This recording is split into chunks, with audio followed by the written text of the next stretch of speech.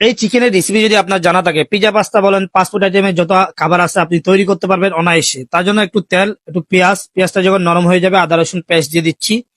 আদা রসুনটা এখানে ফ্রাই করে নিতে হবে ভালো মতো। এরপর এখানে একটু পানি দিয়ে দিচ্ছি, চিকেনের স্টকের পানি, যেটা দিয়ে আমি চিকেন বয়েল করা হয়েছিল।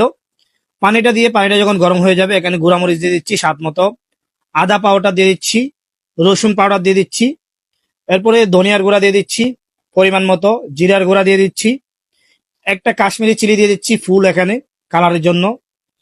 এরপর এটি সুন্দর করে বোনা করে 2 টেবিল স্পুন মিক্স গরম মশলা দিয়ে দিচ্ছি। এরপর স্বাদ মতো লবণ দিয়ে দিব, এখানে পরিমাণ মতো লবণ দিয়ে দিবেন। এখন 1 টেবিল স্পুন একটু বেশি সাদা গোলমরিচের গুঁড়া দিয়ে দিচ্ছি, 4 টেবিল স্পুন মতো চিনি দিয়ে দিচ্ছি, 1 টেবিল স্পুন একটু বেশি চিকেন পাউডার দিয়ে দিচ্ছি। এরপর আমি এখানে দিয়ে দিব সামান্য পরিমাণ অরেগানো, হালকা রোজমেরি। এরপরে বয়েল করা চিকেন দিয়ে দিচ্ছি, চিকেনটা আমি জাস্ট আগে হালকা একটু বয়েল করে নিয়েছি লবণ দিয়ে। এখন চিকেনটা দিয়ে দিচ্ছি, চিকেনটা দিয়ে এখানে সুন্দর করে মিক্স করে নিতে হবে গ্রেভিগুলোর সাথে। মিক্স করে চুলার হিটটা লো করে আধা ঘন্টা বা 20 মিনিট দমে দিয়ে দিবেন, তাহলে তৈরি হয়ে যাবে চিকেনটা।